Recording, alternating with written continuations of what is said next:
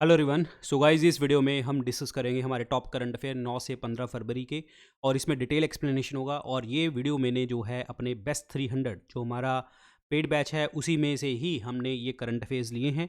और इस वीडियो को लेके आ रहा हूँ मैं। मेरा नाम है डॉक्टर विपिन गोयल, और जो मेरे करंट अफेयर के कोर्सेज के लिंक हैं वो डिस्क्रिप्शन और कमेंट सेक्शन में मिल जाएंगे, आप वहाँ से परचेज कर सकते हैं। ठीक है, और बढ़ते हैं आगे। अपडेट आपको सारे टेलीग्राम और इंस्टाग्राम पे आपको मिलेंगे। टेलीग्राम और इंस्टाग्राम पे आप कनेक्ट रहो, कुछ चीज़ पूछनी हो तो यहाँ पे पूछ सकते हो। और जो ये करंट अफेयर हैं वो ये मेरे कोर्सेज़ हैं, और इनका लिंक डिस्क्रिप्शन कमेंट सेक्शन में है। ये बाकी मेरे सारे कोर्सेज़ हैं। सभी कोर्सेज़ के अंदर जो है वो VIP 499 कोड लगाएंगे तो आपको मैक्सिमम डिस्काउंट मिलेगा सभी बैचेज़ के ऊपर, और अलग अलग तरीके से वैलिडिटी के अकॉर्डिंग जो है ये सारे बैचेज़ अवेलेबल हैं। So let's start the current affairs. हमारा जो फरवरी का सेकेंड वीक के करंट अफेयर अभी डिस्कस करते हैं। तो चलिए पहले क्वेश्चन को देखते हैं। रिसेंटली यूनियन बजट 2026-27 में एक नई स्कीम अनाउंस करी गई है दिव्यांगजन्स के लिए, और information technology, animation, visual effect, gaming, comics के लिए, सो डैट हम उनको डिग्निफाइड और सस्टेनेबल लाइवलीहुड दे सकें। इस स्कीम का नाम क्या है? इस स्कीम का नाम है दिव्यांगजन Kaushal Yojana, option number C. और ये इसके लिए जो बजट एलोकेट किया गया है वो 200 करोड़ रुपए का किया गया है। इसके साथ साथ जो है हमारी अभी दिव्यांगजन सहारा योजना भी इसको अनाउंस करी गई थी, जिसमें हम हाई क्वालिटी असिस्टिव जो है डिवाइसेस प्रोवाइड कर सकेंगे हमारे दिव्यांगजन्स और सीनियर सिटीजन्स को, जिसमें हम सपोर्ट करेंगे आर्टिफिशियल लिम्ब। और ये हमारी जो गवर्नमेंट है artificial limb manufacturing corporation of India को सपोर्ट करेगी। जो एल्मिको जो ग्रुप है ये एक्चुअली इसमें जो दिव्यांग सहारा योजना में हमने 100 करोड़ और कौशल योजना में हमने 200 करोड़ रुपए की लागत से चीज़ें करी हैं। और एल्मिको जो है एक सेंट्रल पब्लिक सेक्टर एंटरप्राइजेज है, मिनी रत्ना सेकंड कंपनी है, और नॉट फॉर प्रॉफिट इनका जो है मोटिव देखने को हमें मिलता है। और ये एक्चुअली ये स्कीम से ये स्ट्रेंथन करेंगे जितने भी दिव्याशा केंद्र हैं उनके लिए। और जो ये एल्मिको का हेडक्वार्टर कहाँ पे है? कानपुर, उत्तर प्रदेश में देखने को हमें मिलता है। रिसेंटली जो आपकी ministry of social justice and empowerment ने, मिनिस्ट्री ऑफ रूरल डेवलपमेंट ने एक इंक्लूसिव डेवलपमेंट की बात करी थी, खास करके जो भी हमारी मार्जिनलाइज्ड कम्युनिटीज़ हैं उसके लिए। जो आपका जो सोशल जस्टिस है, इन्होंने development and welfare of board for D notified nomadic and semi nomadic communities जो है इसके साथ। और मिनिस्ट्री ऑफ रूरल डेवलपमेंट ने दीनदयाल अंत्योदय योजना, नेशनल रूरल लाइवलीहुड मिशन के साथ ये सारी चीज़ें प्रोवाइड करने की बात करी है, मार्जिनलाइज कम्युनिटीज़ को हेल्प करने की बात करी है। यहाँ पे जो ये डेवलपमेंट बोर्ड है ये आपका इस्टेब्लिश किया गया था 2019 में, जो भी हमारी मार्जिनलाइज कम्युनिटीज़ हैं उनकी नीड्स को एड्रेस करने के लिए, और इसके हेडक्वार्टर न्यू दिल्ली में देखने को हमें मिलते हैं। और जो दीनदयाल अंत्योदय योजना है इसको पहले जो है बोला जाता था स्वर्ण जयंती ग्रामीण स्वरोजगार योजना, जो बाद में इसको रिस्ट्रक्चर करके 2010 में इसको नेशनल रूरल हेल्थ मिशन बनाया गया था। फिर 2016 के अंतर्गत इसका जो नाम है दीनदयाल अंत्योदय योजना नेशनल रूरल लाइवलीहुड मिशन रखा गया था, जो कि एक सेंट्रली स्पॉन्सर्ड स्कीम देखने को हमें मिलती है। हम सेल्फ हेल्प ग्रुप्स को यहाँ पे क्रेडिट और लाइवलीहुड को स्ट्रेंथन करने की यहाँ पे बात करते हैं। रिसेंटली लखनऊ यूनिवर्सिटी में आपका दिव्य कला मेला जो है ऑर्गेनाइज किया गया था, जिसमें जो दिव्यांगजन हैं वो अपनी स्किल्स को जो है शोकेस करते हैं, अपने प्रोडक्ट्स को यहाँ पे बताते हैं। और इसके लिए जो इम्प्लीमेंटिंग एजेंसी थी, जो नोडल एजेंसी थी, वो थी नेशनल दिव्यांगजन फाइनेंस डेवलपमेंट कॉरपोरेशन, जिसके हेडक्वार्टर कहाँ पे देखने को मिलते हैं? न्यू दिल्ली में देखने को हमें मिलते हैं, जो कि हमें जो है अवेयरनेस और इंक्लूसिविटी की बात यहाँ पे करते हैं। अभी एक रिसेंटली वॉक फॉर डिसलेक्सिया, ये एक जो है वॉक फॉर डिसलेक्सिया ये बात करी गई थी, ये एक कैंपेन जो है लॉन्च करी गई थी। ये डिसलेक्सिया जो होती है ना, वर्ल्ड ब्लाइंडनेस होता है, जिसमें जो लिखने और रीडिंग करने में जो है हमें दिक्कत आती है। और ये डिसलेक्सिया जो अवेयरनेस मंथ है वो अक्टूबर का मंथ होता है, और इंटरनेशनल डिसलेक्सिया अवेयरनेस डे होता है 8 अक्टूबर को। और यहाँ पे इस कैंपेन के अंतर्गत जो है इसको को ऑर्गेनाइज करवाया गया था चेंज इंक फाउंडेशन, जो कि न्यू दिल्ली की है, और यूनेस्को की यूनेस्को की Mahatma Gandhi institute for education for peace and sustainable development, जो कि दिल्ली बेस्ड है, इन्होंने ये किया था। और इसके साथ ऑर्किड फाउंडेशन भी देखने को हमें मिल रही थी, और ये कर्तव्य पथ न्यू दिल्ली में देखने को हमें मिला था। और एक चीज़ आपको और बता दूं, हमारे स्कूल एजुकेशन एंड लिटरेसी ने समग्र शिक्षा स्कीम में जितने भी डिसलेक्सिक बच्चे हैं, जो थोड़े से मतलब कह सकते हो दिव्यांगजन हैं, उनको सपोर्ट करने के लिए, उनकी अर्ली स्क्रीनिंग आइडेंटिफिकेशन के लिए ये समग्र शिक्षा स्कीम जो है लॉन्च करी गई है, ताकि हम उनको स्कूल एजुकेशन कवर करा सकें प्री स्कूल से लेके क्लास 12वीं तक, और जो हमारे सस्टेनेबल डेवलपमेंट गोल 4 है उसको अचीव करने की यहाँ पे बात करी जाए। और एक चीज़ आपको और बताता हूँ, प्रशस्त जो है 2.0 जो मोबाइल ऐप जो कि डेवलप करी गई है एनसीईआरटी के द्वारा, ये 21 तरह की डिसेबिलिटीज़ को कवर करता है। और प्रशस्त का मतलब है pre assessment holistic screening tool for school for pre assessment holistic screening tool for school, ये बात करी गई। अभी इंटरनेशनल पर्पल फेस्टिवल भी आपका इनॉग्रेट किया गया, उसका 3rd एडिशन गोवा के अंतर्गत, जो कि इनकरेज करता है जो पर्सन विद डिसेबिलिटीज़ हैं, ताकि अपने आर्टिस्टिक टैलेंट को यहाँ पे शो कर सकें। ये सारी बातें पता होनी चाहिए। चलिए अगले क्वेश्चन की तरफ चलते हैं। रिसेंटली इंडिया ने ज्वाइन किया है ब्रिक्स सेंटर इंडस्ट्रियल कॉम्पिटेंसी के लिए, जो कि इंटीग्रेटेड सपोर्ट सर्विसेज प्रोवाइड करेगा एमएसएमईज को और अक्रॉस द ब्रिक्स कंट्री। ये डेजिग्नेट किया गया है, कौन सी ऑर्गेनाइजेशन जो है वो डेजिग्नेट करी गई है India centre for BRICS industrial competency के लिए, तो ये करी गई है नेशनल प्रोडक्टिविटी काउंसिल, राष्ट्रीय उत्पादकता परिषद। ऑप्शन नंबर बी बनेगा राइट वन। इसको इस्टेब्लिश किया गया था आपका 1958 में, जो कि department for promotion of industry and internal trade के अंतर्गत काम करती है, ministry of commerce and industry के अंतर्गत। ये जो ब्रिक्स सेंटर होगा इंडस्ट्रियल कॉम्पिटेंसीज के लिए, ये सपोर्ट देगा इंडस्ट्री इनोवेशन के लिए, मॉडर्नाइजेशन के लिए। और जो ये BRICS centre for industry competency है, ये लॉन्च किया गया था आपका 2025 में, और इसके हेडक्वार्टर यूएन का ऑफिस जो है ये वियना में देखने को मिलता है। ये एक्चुअली जो BRICS centre for industry competency है ना, ये एक ये है united nation industry development organisation है। ये यूनिडो के हेडक्वार्टर वियना ऑस्ट्रिया में देखने को आपको मिलते हैं। वियना ऑस्ट्रिया में आपको जो है Vienna Austria is the correct one. ठीक है, ऑप्शन नंबर बी बनेगा राइट वन। ब्रिक्स के बारे में अगर मैं बात करता हूं, तो ब्रिक्स आपको पता है इसमें 10 कंट्रीज हैं। अभी पहले ब्रिक वर्ड था जब इस्टेब्लिश किया गया था, फिर साउथ अफ्रीका इसको 2010 में ज्वाइन करता है। अब इसके 10 मेंबर नेशन है, Brazil, China, Egypt, Ethiopia, India, Indonesia, Iran, Russia, south Africa and UAE. जो ब्रिक वर्ड है इसको क्वाइन किया था 2001 में बाय गोल्डमैन सैक, जो उनके एम्प्लॉयर हैं डेट इज़ जिम ओ नील ने इसको जो है डेट इज़ टर्म क्वाइन करी थी। इंडोनेशिया ऑफिशियली जो है 2025 में ज्वाइन किया था, जो कि पहली साउथ ईस्ट एशियन मेंबर था। और दिस इज़ इम्पॉर्टेंट वन। अभी एक और चीज़ मैं बताना चाहूँगा, अभी एक ब्रिक्स मेंबर स्टेट्स जिसमें चाइना, रशिया और साउथ अफ्रीका ने ज्वाइन किया था, और चाइना ने एक ज्वाइंट मैरीटाइम एक्सरसाइज करी थी that was will for peace 2026, और ये हुई कहाँ पे थी? केप टाउन, साउथ अफ्रीका में देखने को मिली थी। और इसका थीम था joint action to ensure the safety of की shipping lanes and maritime economic activity, जो कि मिलिट्री एक्सचेंजेस और कॉपरेशन को और भी डीपन करेगा। जो ब्रिक्स है वो उसने हैंडओवर कर दी है अपनी प्रेसिडेंसी, जाने कि अब इसको कौन चेयर करेगा। ब्रिक्स को चेयरमैनशिप मिली है 1 जनवरी 2026 को, इंडिया को मिली है, और 2025 में ब्राज़ील के पास थी, और जो 2026 में इंडिया के पास है वो बात करेगा ह्यूमैनिटी फर्स्ट अप्रोच के साथ, जिसमें वो 4 पिलर्स के ऊपर मेन काम करने वाला है। Resilience, innovation, cooperation and sustainability के लिए काम करेगा।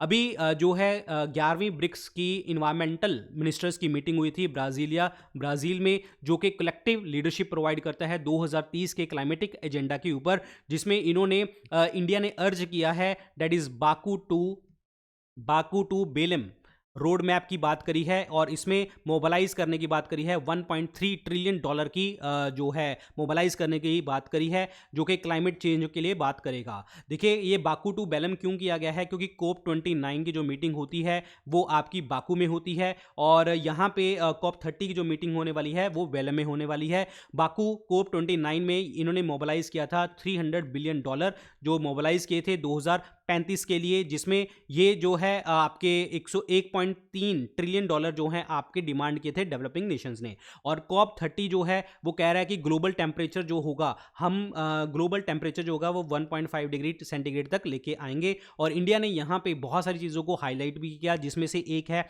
Green grid initiative, one sun one world one grid, जिसमें ये एक ग्लोबल रिन्यूएबल एनर्जी इंटीग्रेशन के लिए बात करते हैं।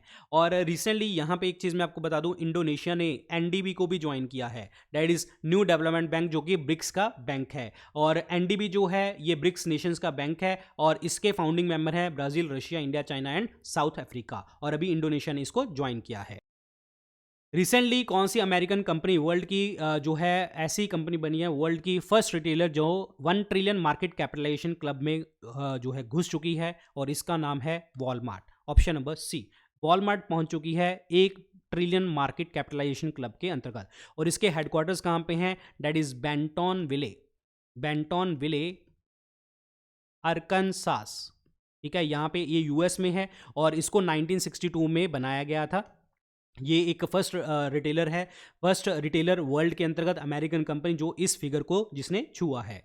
और रिसेंटली आपको पता होना चाहिए 2025 का हुरून ग्लोबल 1000 ये जो है ये रिलीज़ किया गया है। इसमें इन्होंने बोला कि जो मल्टीनेशनल कंपनीज है ना वो बैकबोन है ग्लोबल इकोनॉमी का। इसमें जो आपका हुरून रिसर्च इंस्टीट्यूट जो शंघाई चाइना में, शेंजन फूटियन डिस्ट्रिक्ट जो इसने रिलीज़ करी है, दोनों ने मिलकर रिलीज़ करी है ये लिस्ट, और इसमें 1000 मोस्ट जो वैल्यूएबल कंपनीज हैं वर्ल्ड की वो बात करी है। और ये 6th ईयर है इस लिस्ट का, और इसने बोला है कि जो टॉप 10 कंपनीज हैं वही 26 ट्रिलियन डॉलर जो है मार्केट का जो है होल्ड करके रखती है। और इसके अंतर्गत जो है अगर बात करी जाए, निविदिया जो है आपकी नंबर 1 कंपनी है, और उसके बाद जो दूसरी बात है एप्पल, और तीसरे नंबर पे माइक्रोसॉफ्ट देखने को आपको मिलती है। ये पहली 2-3 याद रखो और याद करने की जरूरत नहीं है। कोई भी इंडियन कंपनी जो है टॉप 10 में नहीं है। और यहां पे एक चीज मैं आपको बता दूं कि जो है वैसे तो इन्होंने 40 कंपनियां ही फीचर करी थी यहां पे टॉप 40।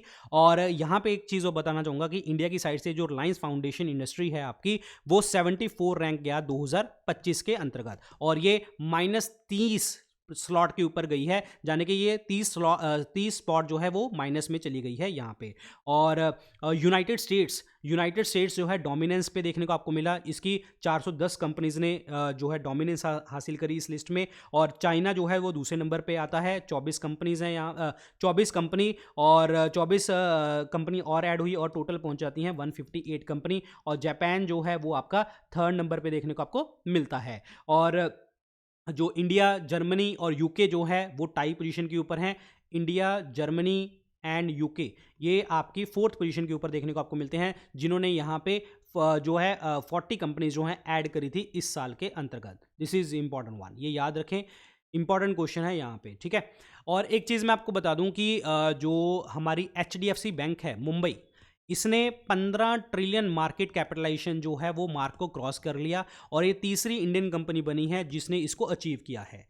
आईसीआईसी बैंक ने रिसेंटली जो है 10 ट्रिलियन डॉलर जो है वो मार्केट वैल्यू क्रॉस करी थी, और इंडिया के पास अब 5 कंपनी हैं जिनके पास 10 ट्रिलियन डॉलर की मार्केट कैपिटलाइजेशन है, जिसमें रिलायंस, TCS और एयरटेल, HDFC एंड ICICI देखने को मिलते हैं, जो कि 10 ट्रिलियन मार्क को जिन्होंने क्रॉस किया है। इनमें से कौन सी जो है आपकी डिजिटल प्लेटफॉर्म है, ये पहला सोशल नेटवर्क है, ये बनाया गया आपका आर्टिफिशियल इंटेलिजेंस एजेंट्स के द्वारा, जहाँ पे AI सिस्टम जो है वो पोस्ट और इंटरेक्ट करेगा, एक्सचेंज करेगा information without the human involvement. तो ये कौन सा AI टूल है जो डिजिटल प्लेटफॉर्म है, that is called Moltbook. Option number C बनेगा राइट आंसर। इसको लॉन्च किया गया है जनवरी 2026 में, और इसको डेवलप किसने किया है, मैट श्किलिस्ट, इसके द्वारा। ऑक्टेन AI के CEO हैं ये, ठीक है, इनके द्वारा। और ये जो AI एजेंट्स होंगे उनको हम बोलेंगे मोल्थाई। ठीक है, मोल्टाइज, जो कि डिस्कस करेंगे और ह्यूमन का और उनके बिहेवियर के बारे में बात करेंगे। जो एआई एजेंट्स होते हैं ना, ये एक्चुअली जो यूजर्स के बिहाफ पे टास्क करते हैं, रीजनिंग, प्लानिंग और मेमोरी को शो करते हैं और लेवल ऑफ ऑटोनॉमी बताते हैं, डिसीजन, लर्निंग और अडेप्टेशन में भी काम करते हैं। ये ऑप्शन नंबर सी। रिसेंटली एक प्रोजेक्ट वॉल्ट लॉन्च किया गया है जो कि $12 बिलियन का प्रोजेक्ट है, पब्लिक प्राइवेट पार्टनरशिप से बनाया जा रहा है। इसमें कौन सी कंट्री जो है अपने रेयर अर्थ और क्रिटिकल मिनरल्स को स्टॉक पाइल कर रही है सो डैट उनकी जो डोमेस्टिक कंपनीज हैं वो प्रोटेक्ट रहें अगर ग्लोबल चेन डिसरप्शन होती है तो ये यूएस जो है ये कर रहा है project vault. Option number 1 is the correct answer. Option number 1, ये पब्लिक प्राइवेट पार्टनरशिप से होगा जिससे ये बाय कर रहा है और अपने स्टोर कर रहा है क्रिटिकल मिनरल्स को। इसमें आपके जो रेयर अर्थ मेटल्स हैं जैसे गैलियम और कोबाल्ट, ऐसी चीज़ें जो आपके मॉडर्न डिफेंस टेक्नोलॉजी में यूज़ होती हैं, इसको स्टोर कर रहा है। और अभी जो है जैसे इंडिया है, इंडिया भी अपनी डिपेंडेंस रेयर अर्थ की जो चाइना के ऊपर मेनली रखता था, उसको कम करने के लिए तमिलनाडु, केरला, उड़ीसा एंड आंध्र प्रदेश के अंतर्गत एक डेडिकेटेड कॉरिडोर बनाया जा रहा है सो डैट यहाँ पे प्रॉपर तरीके से माइनिंग, प्रोसेसिंग, रिसर्च और मैन्युफैक्चरिंग देखने को आपको मिले। और प्रधानमंत्री अभी फाइनेंस मिनिस्टर ने रिसेंटली एक स्कीम भी लॉन्च करी थी and that is called manufacturing of the sintered rare earth permanent magnet. ये एक स्कीम अनाउंस करी थी जिसमें फाइनेंशियल आउटले था इसका 7280 करोड़ रुपये और इसमें एम किया जा रहा है कि 6000 मैट्रिक टन पर एनम जो है आपकी कैपेसिटी से चीज़ें प्रोड्यूस करी जाएंगी। और रेयर अर्थ मैग्नेट जो होते हैं एक परमानेंट मैग्नेट होते हैं। खास करके दो मोस्ट कॉमन टाइप देखने को मिलते हैं, एक होता है नियोडाइमियम एंड दूसरा होता है समारियम कोबाल्ट। और ये electrical vehicles, renewable energy, electronics, aerospace, defence application में यूज होते हैं। ऑफिशियल मोटो 25वीं विंटर ओलंपिक्स मिलानो कॉर्टिना 2026 का क्या है? और ये जो है ये मतलब across the geographically diverse venue in the Italy में सेलिब्रेट होने वाला है। तो इसका जो मोटो है वो है it's your vibe. Option number D, it's your vibe. और इन्होंने जो है अभी लोगो भी रिलीज़ किया था जिसका नाम था फ्यूचरा, जो कि सस्टेनेबिलिटी की बात करता है वर्ल्ड के लिए। मैस्केट भी लॉन्च किए गए थे, टीना एंड मिलो। ये दो एक ना नेवले होते हैं, छोटे सिबलिंग हैं, नेवले टाइप होते हैं। ये जो टीना है ये वाइट स्टॉट कहते हैं, स्टॉट मतलब नेवला, ठीक है, ये ओलंपिक्स के लिए। और जो मिलो है ये ब्राउन कलर का है, पैरालंपिक्स के लिए देखने को आपको मिलता है। और जो ओपनिंग सेरेमनी होगी वो मिलान में देखने को आपको मिलेगी, इटली में। और ये 116 मेडल्स देखने को आपको मिलेंगे, 16 डिसिप्लिन के अंतर्गत ये इवेंट देखने को आपको मिलेगा यहाँ पे। और चलते हैं आगे। रिसेंट इन्फॉर्मेशन के अकॉर्डिंग इंडिया होस्ट करने वाला है एशियन राइफल पिस्टल चैंपियनशिप 2027 और ये एक्ट करेगा qualifying event 2028 Los Angeles Olympic के लिए 8 कोटा प्लेसेस में। और ये चैंपियनशिप कहाँ पे होगी? तो ये होगी न्यू दिल्ली में। Option number C. इंडिया ने जो है एशियन राइफल पिस्टल चैंपियनशिप 2027 के राइट्स हासिल करे। ये सेकेंड कंसेक्यूटिव टाइम है इंडिया का जो कि इस प्रीमियर कॉन्टिनेंटल चैंपियनशिप को होस्ट करने वाला है। एशियन पिस्टल चैंपियनशिप दिल्ली में देखने को आपको मिलेगी। और इंडिया जो है अभी रिसेंटली 2027 में international shooting sports federation world cup rifle, pistol, shotgun भी देखने को आपको मिलेगा अप्रैल 2027 के अंतर्गत, जहां पे आपके 12 ओलंपिक कोटा प्लेसेस के ऊपर देखने को आपको मिलेगी, क्योंकि ओलंपिक्स आपका होने वाला है 2028 में लॉस एंजलिस में देखने को आपको मिलेगा।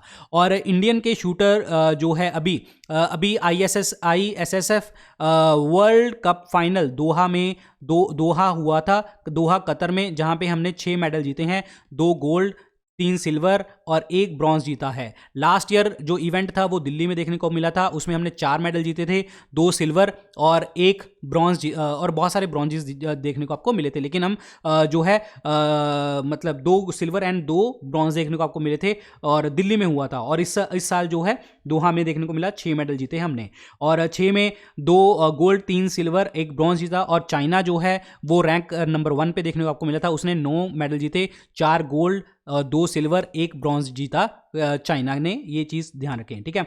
International shooting federation sports federation के जो हेडक्वार्टर हैं वो है मुनिक मुनिक कहाँ पे है? दैट इज़ जर्मनी में। अभी 16वां एशियन शूटिंग चैंपियनशिप कहाँ पे देखने को आपको मिला? दैट इज़ कजाकिस्तान के अंतर्गत, और जिसमें हमने हिस्ट्री हासिल करी और मेडल टैली में हम पहले नंबर पे आए। हमने टोटल 99 मेडल जीते यहाँ पे, और जो कजाकिस्तान है वो दूसरे नंबर पे, चाइना तीसरे नंबर पे देखने को आपको मिला। ये चीज़ ध्यान रखें। और इंडिया जो है, अभी तो हमने कहा कि ये वर्ल्ड कप चैंपियनशिप ये 2027 तो करेगा ही करेगा, और इसके अलावा जो है जूनियर वर्ल्ड चैंपियनशिप जो ISSF का जूनियर वर्ल्ड चैंपियनशिप 2028, और ये भी करवाएगा इंडिया, और ये हमें अनाउंस किया है national rifle association of India ने अनाउंस किया है। National rifle association of India ने अनाउंस किया है, ये याद रखें, ऑप्शन नंबर सी। आरबीआई की 59th मॉनेटरी पॉलिसी कमेटी की मीटिंग हुई। रेपो रेट यहाँ पे कितना रखा गया?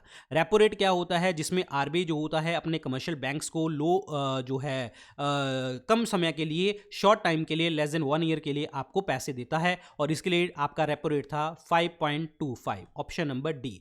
और यहाँ पे ये सारे रेट एक बार याद कर लीजिए। 5.25 standing deposit facility rate 5%, MSF 5.50, bank rate 5.50, और फिक्स्ड रिवर्स रेपो रेट 3.35, और CRR 3%, और SLR जो है आपका 18% देखने को आपको मिला था। इस 59th मीटिंग को चेयर किया था श्री संजय मल्होत्रा जी ने, जो कि आपके गवर्नर हैं आरबीआई के।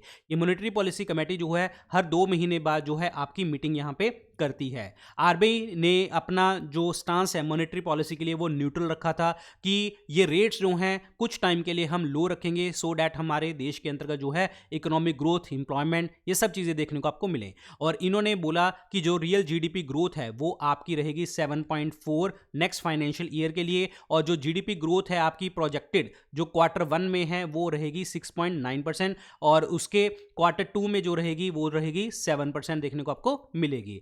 मॉनेटरी पॉलिसी कमेटी में आपको बता दूं कि 2016 में बनाई गई थी, और ये मिनिमम 4 बार तो इसको मिलना ही होता है साल के अंतर्गत। मॉनेटरी पॉलिसी कमेटी में 3 लोग गवर्नमेंट ऑफ इंडिया से होते हैं और 3 लोग आरबीआई की साइड से होते हैं। इसमें एक आपका गवर्नर भी होता है जो आपका एक्स ऑफिशियो चेयरपर्सन होता है इस कमेटी का, और इसमें हर पर्सन के पास एक एक वोट होती है। जब वोट टाई हो जाती है तो गवर्नर एक्स्ट्रा वोट भी यहाँ पे करता है, जिसे हम कास्टिंग वोट के नाम से जानते हैं। ये कमेटी जो है आंसरेबल होती है गवर्नमेंट ऑफ इंडिया के लिए, और गवर्नमेंट ऑफ इंडिया के लिए, और इन्होंने टारगेट जो इन्फ्लेशन का टारगेट रखा है 4 ± 2%, यानी कि 2 से 6% तक ही हम मैक्सिमम इन्फ्लेशन को झेल पाएंगे। और अभी आरबीआई ने जो है आपकी revised reserve bank integrated ombudsman scheme 2026 करी थी। अम्बर्समेंट का मतलब क्या होता है? जो आपकी जो कस्टमर्स की प्रॉब्लम को सॉल्व करता है। ये लागू करी जाएगी 1 जुलाई 2026 को, और ये जो ऑफिसेज होते हैं आरबीआई अम्बर्समेंट के, ये आपके आरबीआई ही डिसाइड करता है। इसमें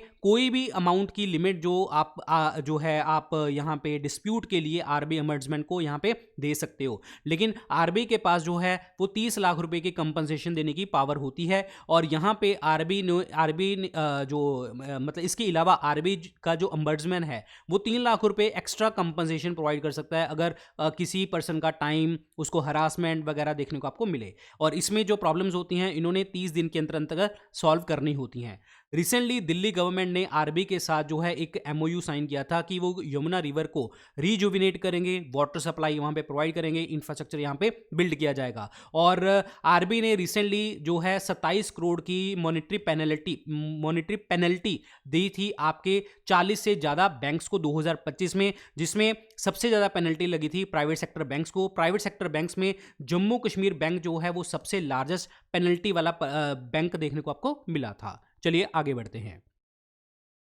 रिवाइज स्टार्टअप रिकॉग्निशन फ्रेमवर्क जो है यहाँ पे आपका बोला गया है कि जो अगर हमने स्टार्टअप लगाना है, खास करके जो है आप इनोवेशन ड्रिवन इकोनॉमी के लिए आप करना चाहते हैं, तो आपको स्टार्टअप की जो अमाउंट है वो कितनी रखनी पड़ेगी, यानी कि टर्नओवर आपका कितना होगा। देखिए पहले हम कहते थे कि अगर आप स्टार्टअप लगाना चाहते हैं तो आपका एनुअल टर्नओवर 100 करोड़ होना चाहिए। अब बढ़ा के इसको 200 करोड़ यहाँ पे कर दिया गया है अगर आपने कोई भी स्टार्टअप यहाँ पे करते हैं। और यहाँ पे एक नई सब कैटेगरी भी इंक्लूड करी गई थी जिसका नाम था डीप टेक।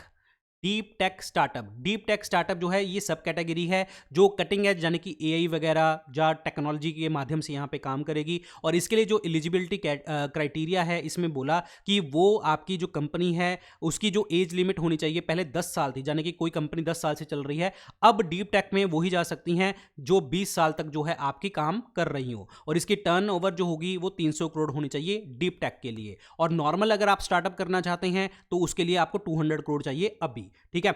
और यहां पे मैं आपको बता दूं कि डीप टेक कैटेगरी में हम कौन कौन सी जो आपकी टेक्नोलॉजीज है इसमें क्वालिफाई करवाएंगे, जैसे semiconductors, quantum computing, space technology, advance material, ये सारी चीज़ों को हम इंक्लूड यहाँ पे करेंगे।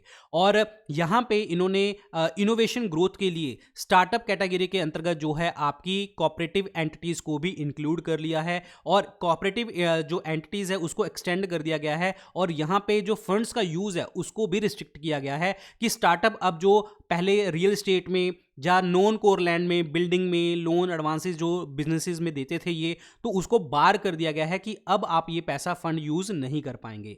नेशनल स्टार्टअप डे हम 16 जनवरी को सेलिब्रेट करते हैं, जब हमारा ये स्टार्टअप डे हमने स्टार्ट किया था 2016 में, और 10 साल हो जाते हैं 16 जनवरी 2026 को। और यहाँ पे जो हमारा गोल है दैट इज़ विकसित भारत 2047 का, उसमें हम स्टार्टअप को बहुत ज़्यादा इंक्लूड करके चल रहे हैं। स्टार्टअप इंडिया इनिशिएटिव आपको पता है department for promotion of industry and internal trade के अंतर्गत आता है, ministry of commerce and industries को फोकस करती है।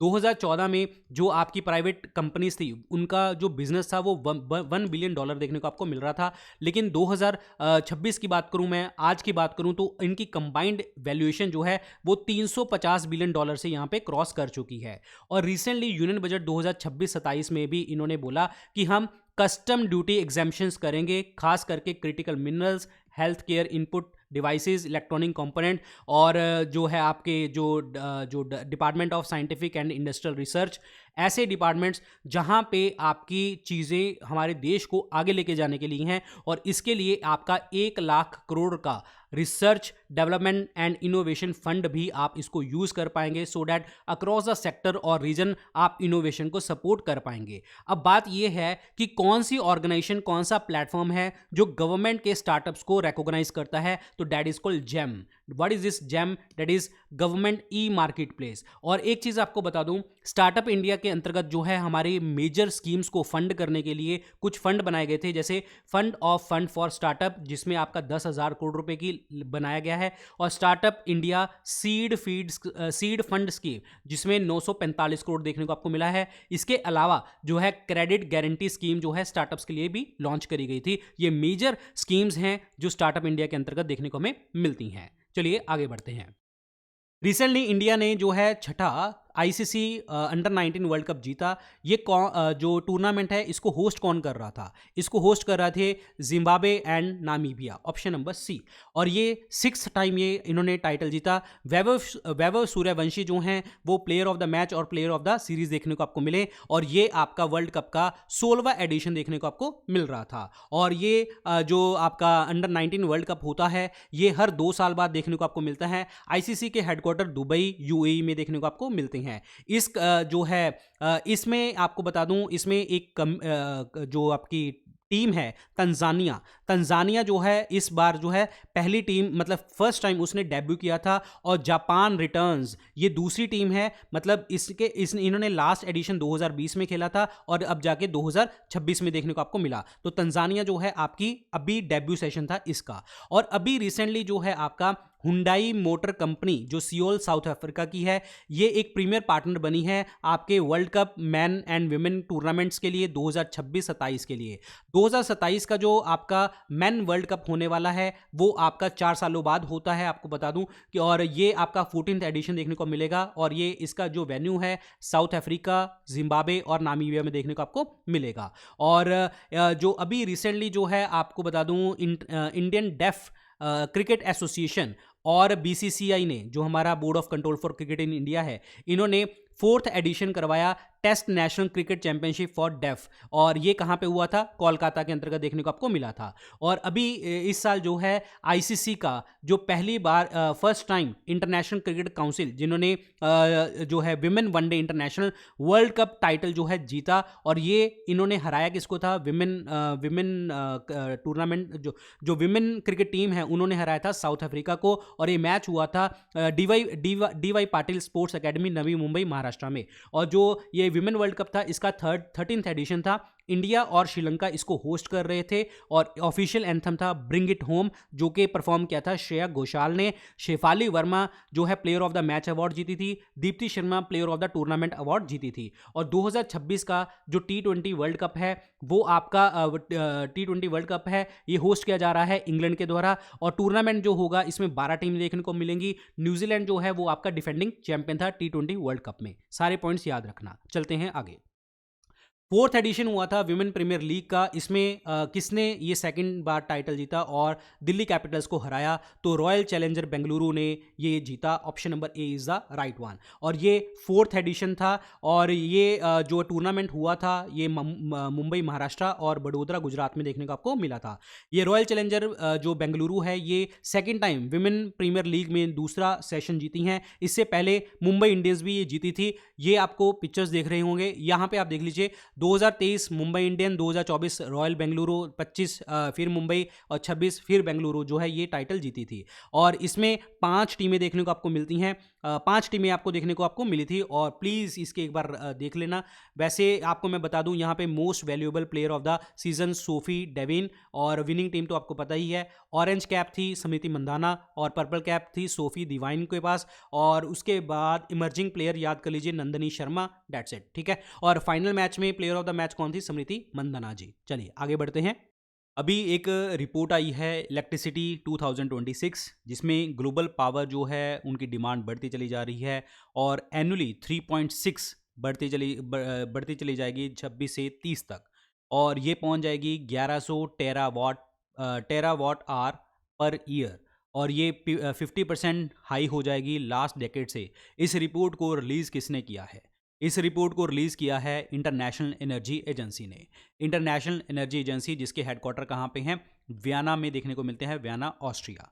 ये रिपोर्ट जो है हमें बताती है कि कितनी इलेक्ट्रिसिटी डिमांड, सप्लाई और कार्बन डाइऑक्साइड एमिशन होगी आपके 5 सालों में 2030 तक, यानी कि 2026 से 2030 तक। और जो ग्लोबल इलेक्ट्रिसिटी कंजम्पशन है वो आपकी पहुंच जाएगी, दैट इज़ 33,600 टेरावाट आवर, ये पहुंच जाएगी 2030 तक। और ये अभी जो है 2025 में है 28,200 टेरावाट आवर, ओके। और इसमें जो आपकी इमर्जिंग और डेवलपिंग इकोनॉमी है वो आपकी एडिशनल इलेक्ट्रिसिटी डिमांड करेंगी 2030 तक। चाइना जो होगा वो सिंगल लार्जेस्ट कंट्रीब्यूटर होगा। चाइना अकेला ही 2600 टेरावाट आवर की जो इलेक्ट्रिसिटी डिमांड है वो आपका ऐड करेगा यहाँ पे। और यहाँ पे जो इतनी जो इलेक्ट्रिसिटी डिमांड करेगा 2030 तक करने वाला है, और ये बिल्कुल बराबर हो जाएगी यूरोपियन यूनियन की करंट जो टोटल कंजम्पशन देखने को आपको मिल रही है।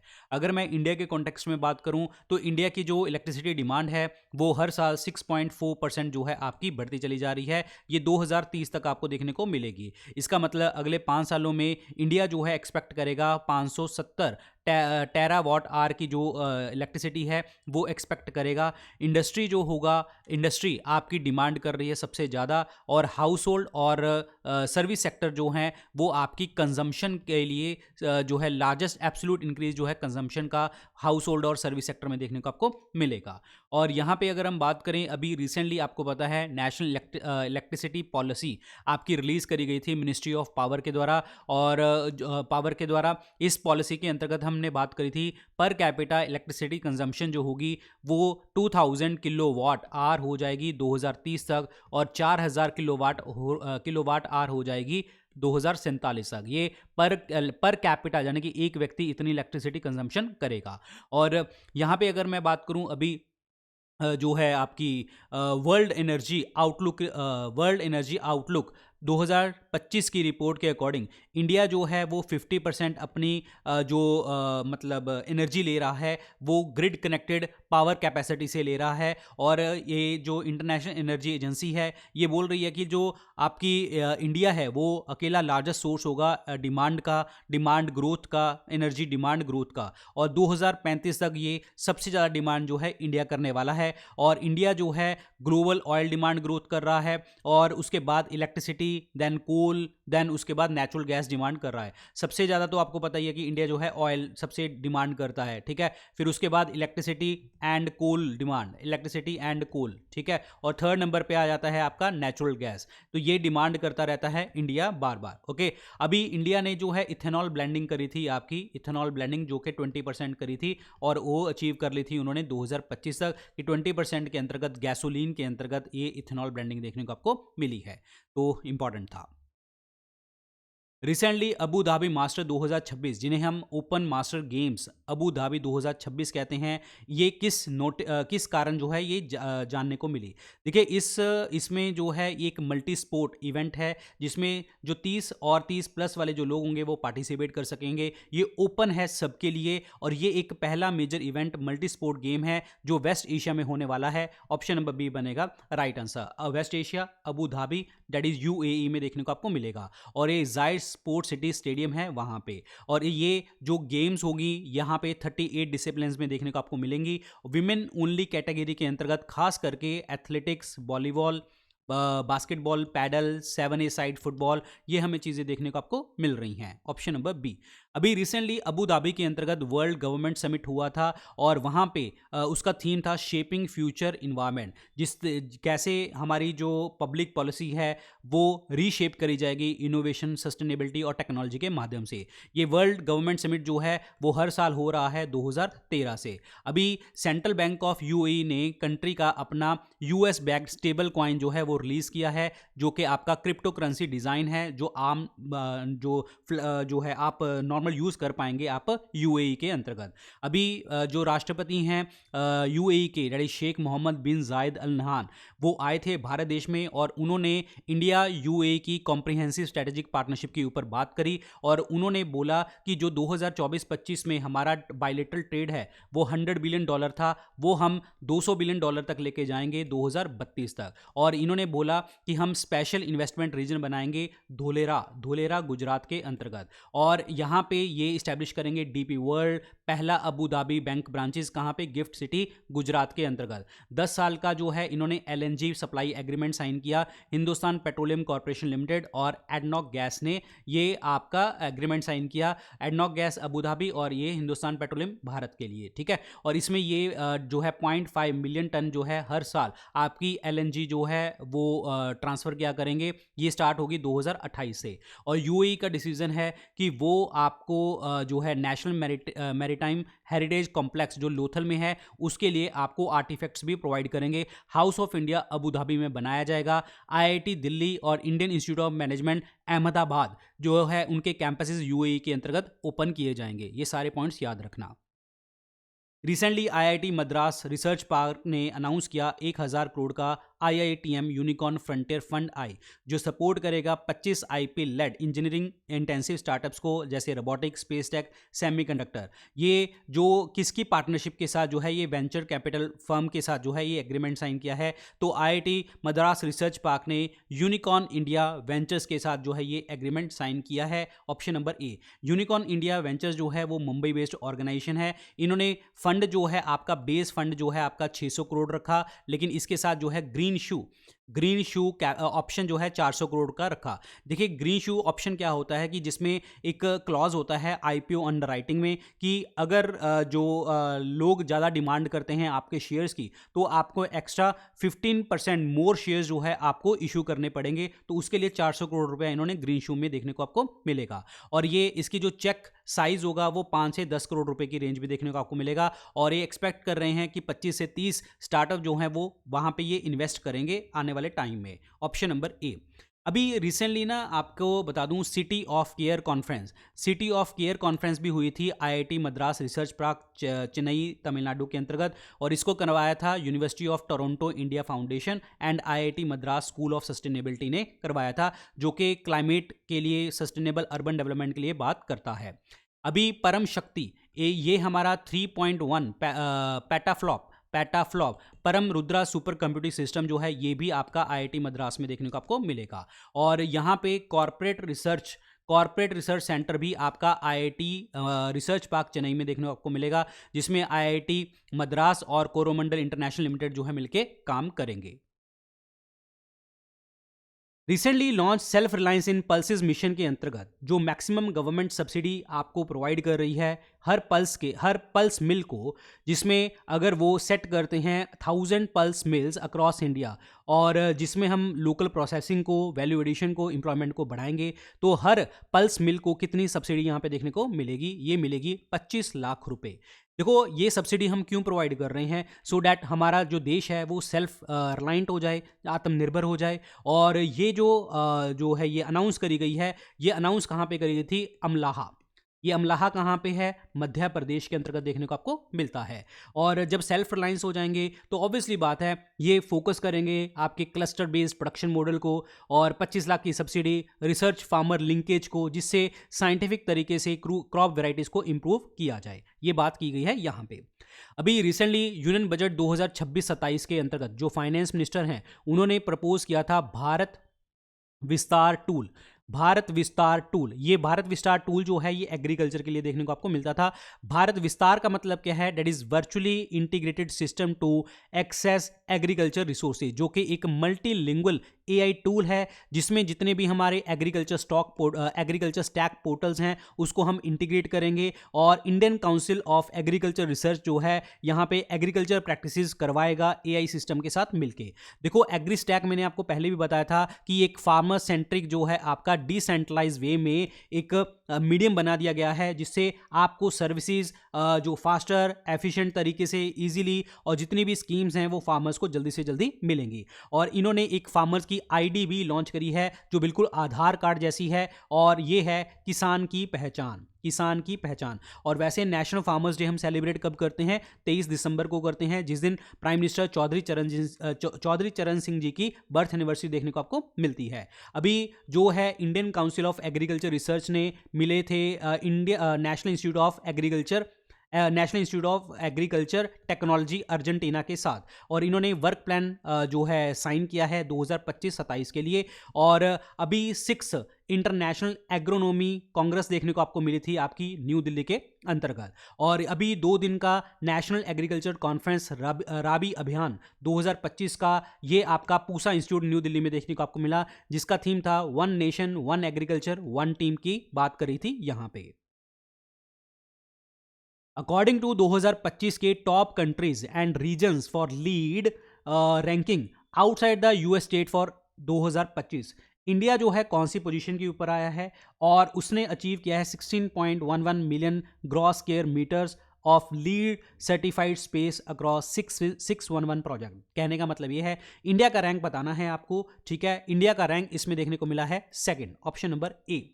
देखो, एक्चुअली जो ये लीड है, व्हाट इज दिस लीड का मतलब होता है आपका that is leadership in energy and environmental design. कहने का मतलब आप एनर्जी के साथ साथ इन्वायरमेंट को कितना प्रोटेक्ट करने की यहाँ पे बात करते हैं। और इसके लिए जो आपका USGBC that is US green building council जो है आपका लीड को तैयार करती है, और इसमें सारी कंट्रीज को रिकॉग्नाइज किया जाता है। इंडिया जो है 2024 में तीसरे पोजीशन के ऊपर था, 2025 में वो दूसरी पोजीशन के ऊपर देखने को आपको मिल रहा है।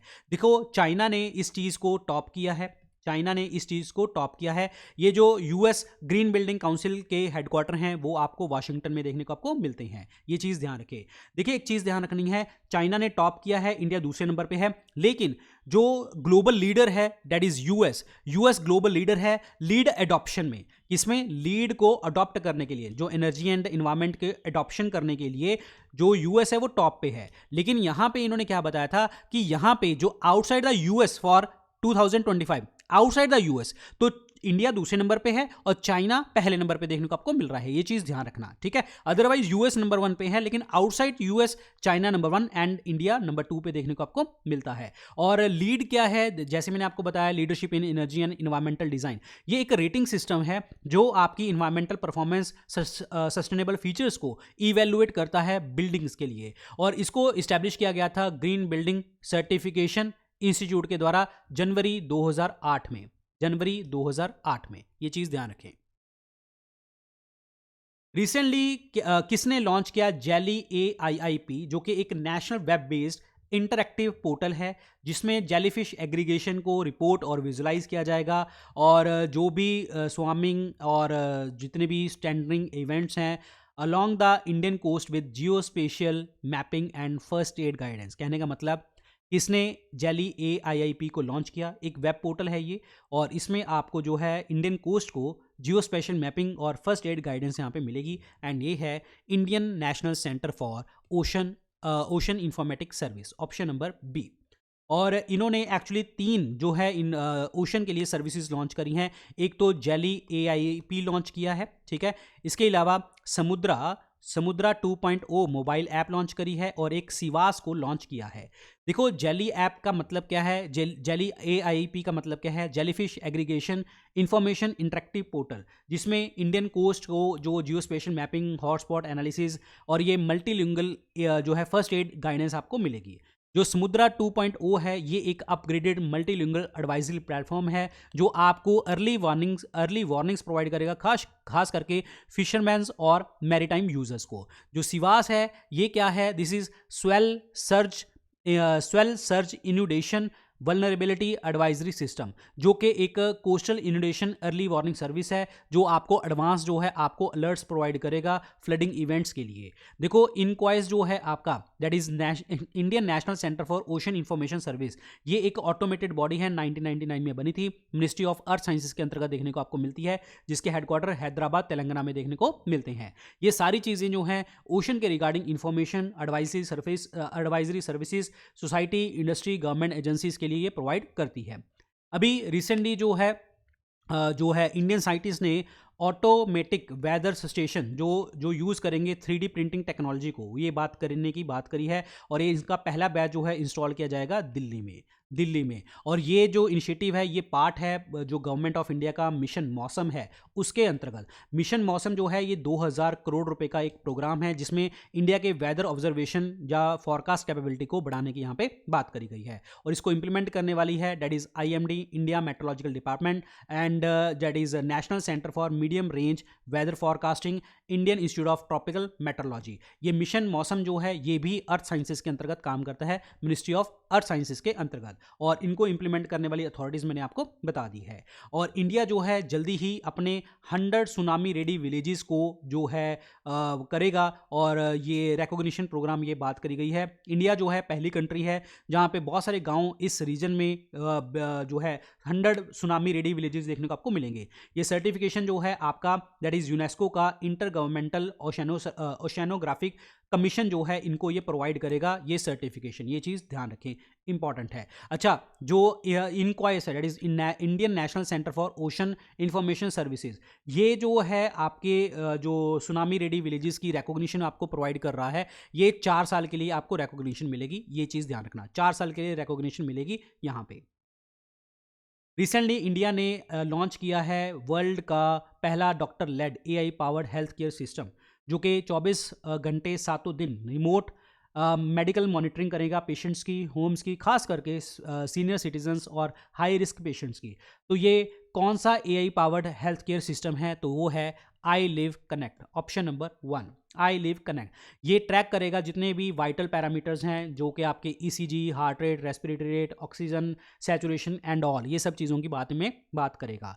और अभी जो है ये आपका सिस्टम, ठीक है, अभी एक न्यू टेक फिनोमिना जिसे हम कहते हैं मोल्ट बुक, ये आपका इरप्ट हुआ सोशल मीडिया के ऊपर और ये पहला सोशल नेटवर्क डिज़ाइन खास करके जितने भी एआई जो एजेंट्स हैं उनके लिए लॉन्च किया गया है, जिसमें ये एक ऑनलाइन प्लेटफॉर्म होगा जहाँ पे एआई एजेंट्स जो होंगे वो इंटरेक्ट करेंगे एक दूसरे के साथ विदाउट डायरेक्ट ह्यूमन पार्टिसिपेशन, यानी कि जो ह्यूमन पार्टिसिपेशन देखने को आपको नहीं मिलेगी। और इसका जो डेवलपर है वो है मैट स्किलिस्ट, ठीक है ये। और ये ऑक्टेन एआई का सीईओ है, ऑक्टेन एआई सीईओ, ठीक है, ये चीज़ ध्यान रखना।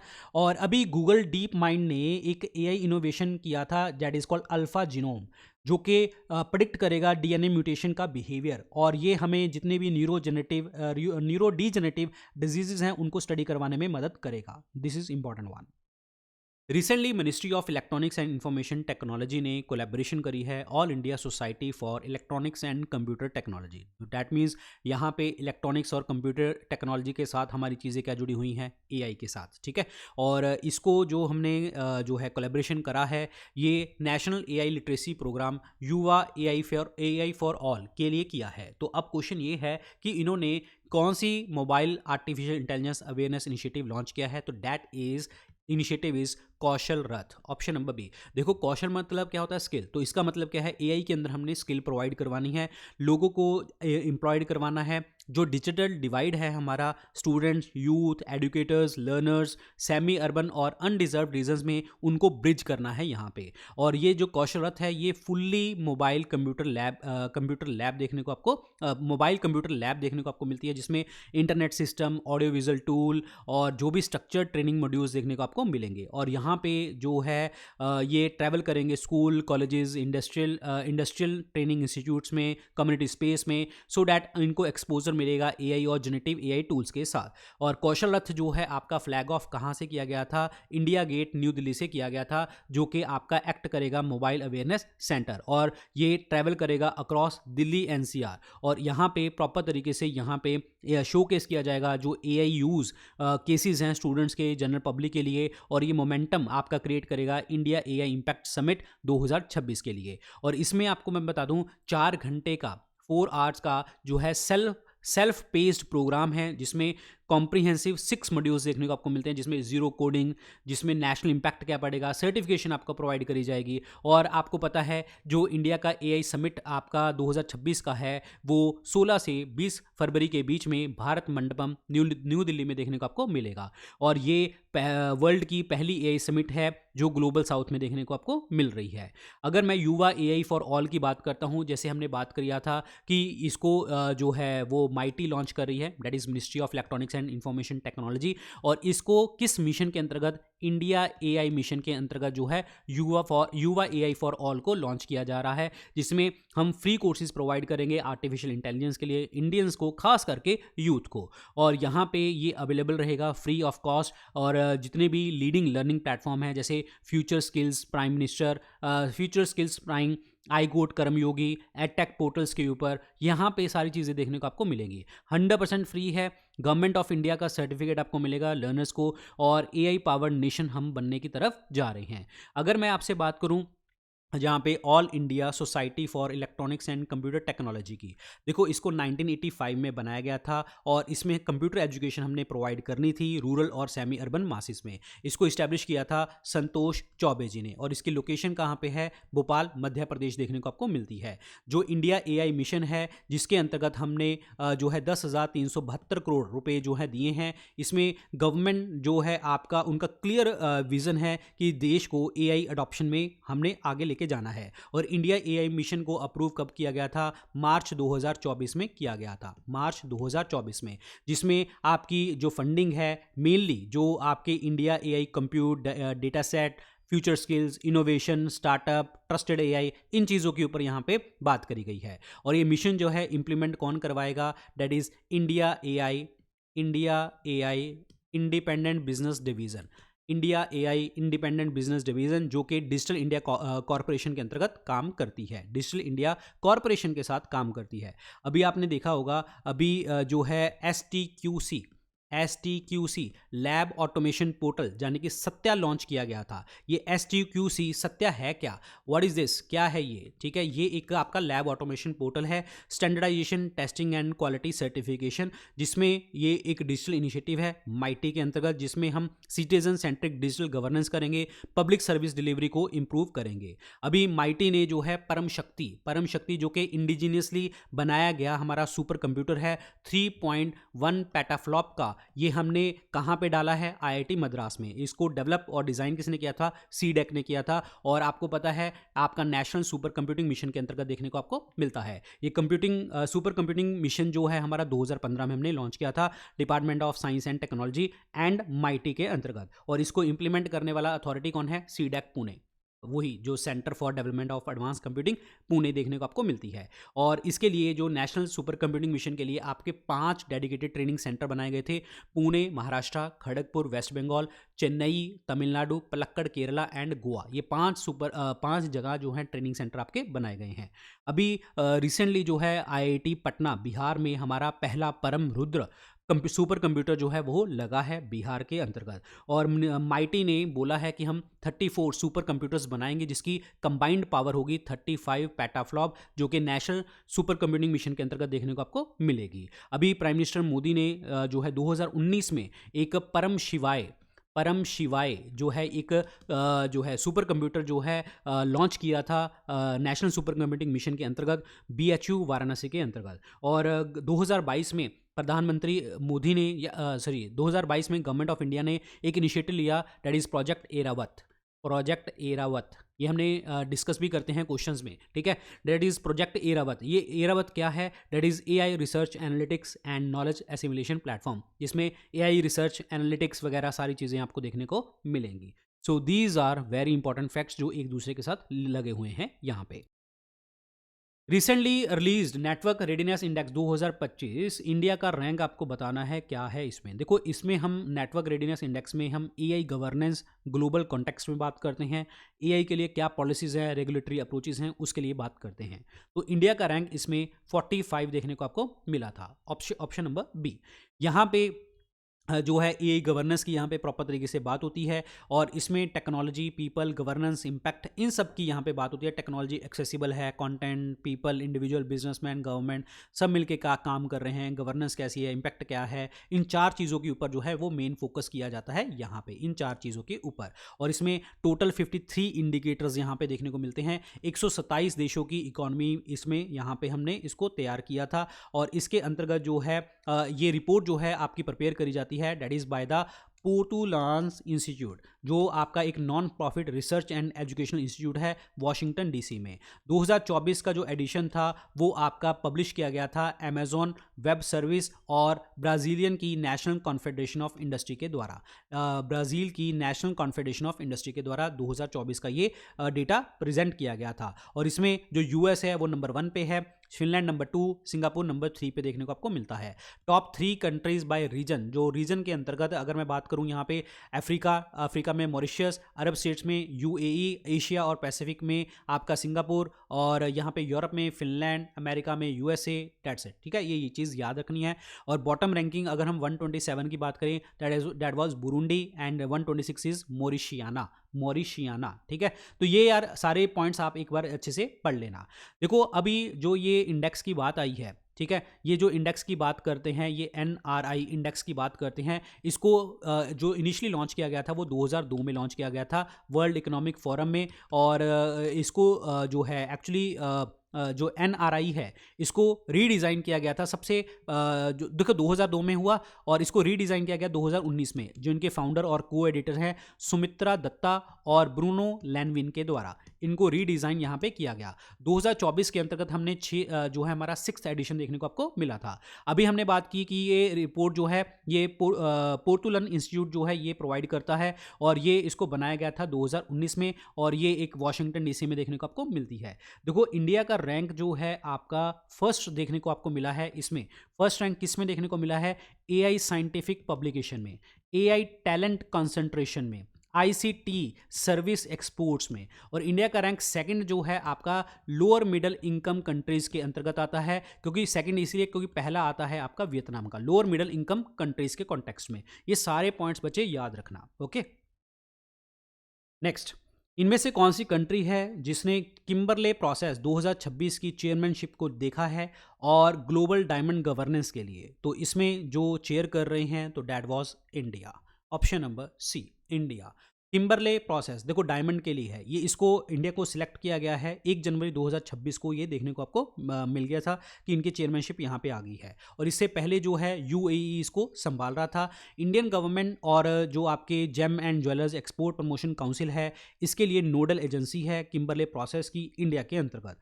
इंडिया जो है ये टेक ओवर इसने किया था चेयर को 25 दिसंबर 2025 को, लेकिन 26 में इसको चेयरमैनशिप को मिली थी। देखो इंडिया जो है वो थर्ड टाइम इंडिया जो है किम्बरले प्रोसेस के ऊपर जो है अपनी चेयरमैनशिप यहाँ पे देखने को मिल रही है। किम्बरले प्रोसेस सर्टिफिकेशन स्कीम जो है इसको इस्टेब्लिशमेंट किया गया था यूएन रेजोल्यूशन के द्वारा 1 जनवरी 2003 में देखने को आपको मिली थी, जिसमें एक इफेक्टिव मैकेनिज्म देखने को मिला था, जिसमें कोई भी आपका कॉन्फ्लिक्ट है जो आप डायमंड्स का ट्रेड कर रहे हैं उसको ख़त्म करने के लिए। किम्बरले प्रोसेस में अभी जो हैं 60 पार्टिसिपेंट्स हैं, और आपका यूरोपियन यूनियन है जो इसके मेंबर स्टेट्स देखने को आपको मिलते हैं, और इंडिया भी इसका पार्ट है। देखो ये प्रोसेस जो है आपका किम्बरले प्रोसेस सर्टिफिकेशन स्कीम 2003 में लॉन्च करी गई। इसमें डायमंड्स को ही देखना है कि डायमंड्स के अंदर कोई कॉन्फ्लिक्ट ना हो। इस स्कीम को जो है इस्टेब्लिश किया गया था यूनाइटेड नेशन जनरल असेंबली के रेजोल्यूशन के द्वारा, और इसमें हम इंश्योर करते हैं कि आपके साथ अगर आप डायमंड परचेज करते हैं ना, तो कोई आपके साथ फाइनेंस का वायलेंस ना हो, यानी कि लेजिटिमेट गवर्नमेंट जो है और इसमें यहाँ पे आपकी पार्टिसिपेट करवाती हैं। रिसेंटली इनमें से कौन सी ऑर्गेनाइजेशन है जिसने मिशन सक्षम, जिसे हम कहते हैं सहकारी बैंक क्षमता निर्माण, जो कि ट्रेनिंग प्रोवाइड करेगा 1.4 लाख अर्बन कोऑपरेटिव बैंक्स को, और पार्टिसिपेंट्स करवाएगा कैपेसिटी बिल्डिंग प्रोग्राम के माध्यम से, और बैंकिंग सेक्टर में आपको गवर्नेंस आपको आगे लेके जाएगा गवर्नेंस के लिए। तो कहने का मतलब ये प्रोग्राम लॉन्च किसने किया? इसको लॉन्च किया था आरबीआई ने। ऑप्शन नंबर डी, आरबीआई ने इसको लॉन्च किया। और यहाँ पे जो अर्बन कोऑपरेटिव बैंक्स हैं, आपको बता दूँ ये कोऑपरेटिव बैंक्स के अंतर्गत आते हैं, जो प्राइमरीली अर्बन और सेमी अर्बन एरियाज़ में काम करते हैं। ये हमारे देश में जो अर्बन कोऑपरेटिव बैंक्स हैं ये सर्विसेज प्रोवाइड करते हैं, जैसे कि housing finance, personal loans, MSME credits, deposits, जितने भी छोटे बोरर्स हैं, ट्रेडर्स हैं, स्मॉल स्केल इंडस्ट्रीज़ हैं, ये सारी चीज़ें यहाँ पे प्रोवाइड होती हैं। सो गाइज ये थे आज के हमारे करंट अफेयर। आई होप आपको वीडियो अच्छी लगी होगी। वीडियो अच्छी लगी है लाइक कर दीजिए, चैनल को सब्सक्राइब कर लीजिए। बाकी अपडेट जो होगा वो टेलीग्राम पे आपको मिलेगा, इंस्टाग्राम पे आप मुझे कनेक्ट कर सकते हैं, और इसी तरीके से अगर मेरे आप करंट अफेयर पढ़ना चाहते हैं तो आप हमारे करंट अफेयर के बैचेस जो हैं आपको डिस्क्रिप्शन कॉमेंट सेक्शन में मिल जाएंगे, वहाँ से ले सकते हैं। और नहीं तो स्टडी IQ ऐप और वेबसाइट पर जाके मेरे कोर्सेज परचेज कर सकते हैं। इन सभी कोर्सेज जो मेरे GS के कोर्सेज हैं इसको भी आप देख सकते हो अगर आपको परचेज करने हैं। सभी कोर्सेज के अंदर VIP 499 कूपन कोड लगाएंगे तो आपको मैक्सिमम डिस्काउंट मिलेगा हमारे इन बैचेस के ऊपर। So thank you so much guys, all the very best. जल्दी अगले करंट अफेयर की तरफ हम मिलेंगे। Thank you so much and all the very best. Take care.